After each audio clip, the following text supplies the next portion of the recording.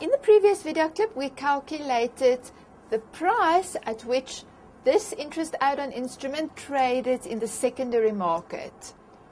Now we want to find out what is the capital profit of the seller, so the person who bought it in the primary market at 10% and who sold it in the secondary market at 11%. What is this person's or institution's capital profit? And then we also want to calculate the yield rate of the seller. Right, now this is an instrument that is interest bearing. So when you want to calculate the capital profit, you have to do two steps. And it can also, so it's capital profit or loss consists, you have to do two things. First, you have to calculate the accrued interest.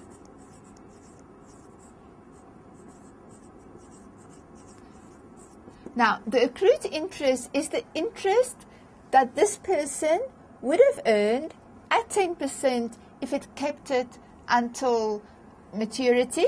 It would have earned 10% over the full term. But now it was only held for until the 25th of March, in other words, for 25 days. So now we want to calculate for this 25 days, what would be the accrued interest at 10%. So in order to calculate accrued interest, we're going to use the interest rate at which it was issued, in other words, 10%, the interest rate at which the seller in the secondary market bought it, and we are going to use the number of days that it belonged to that person or institution. We call that the holding period. So that's what this H stands for, NH, and that is going to be 25 days divided by 365. This is the portion of the year that the seller would have earned 10% interest on it. Right, so if we go to our formula sheet, we can see that the formula to calculate accrued interest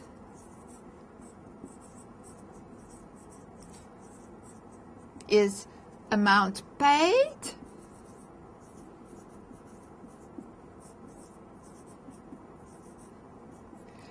times I, which is now the interest rate at which it was bought in the primary market, times N for the holding period, that is the 25 divided by 365.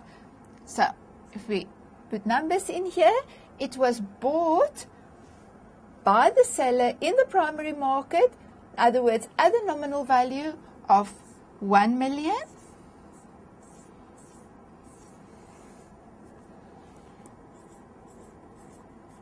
The interest rate at which it was bought was 10%, so 0,1. And the period for which we are calculating the interest is for this 25 days that it belonged to the seller. So 25 divided by 365. So if we go to the calculator and we do this calculations,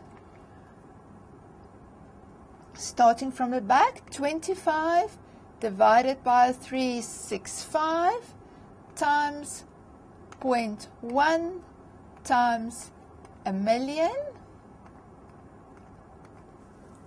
and that gives you accrued interest of 6,849 rand and 315, so 32 cents. So your accrued interest on this interest add-on instrument for these 25 days is 6,849 rand and 32 cents.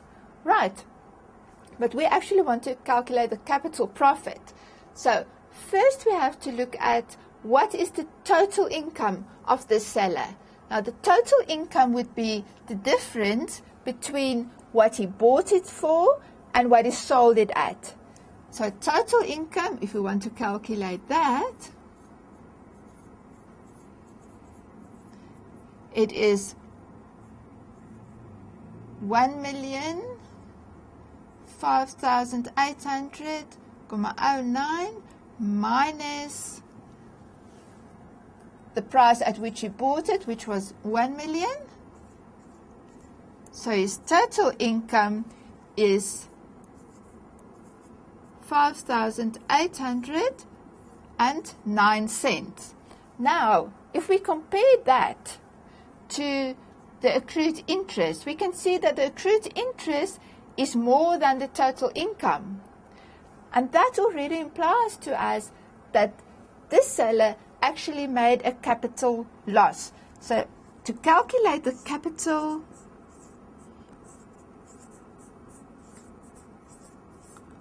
profit or loss, we say total income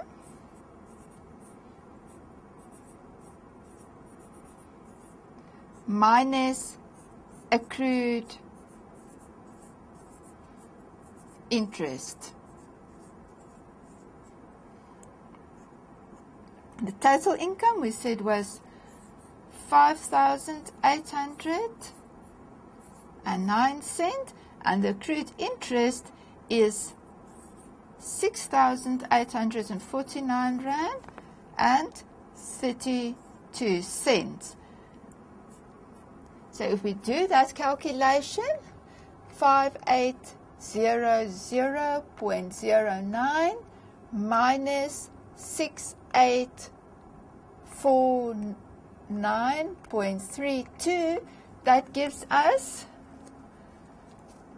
minus 1,049 rand and 23 cents. So that is the capital loss that was made.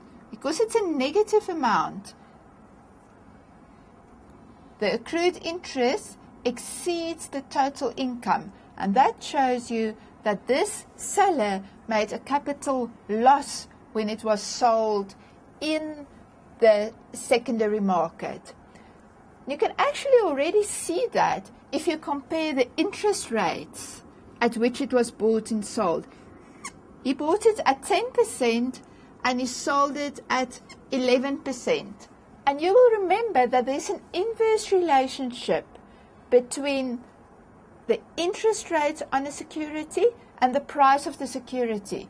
So you can already see when the interest rate on a security increases from when it was bought, that already implies a capital loss. So you will already know that this person would have made a capital loss just by looking at the different interest rates at which it was bought and the interest rate at which it was sold.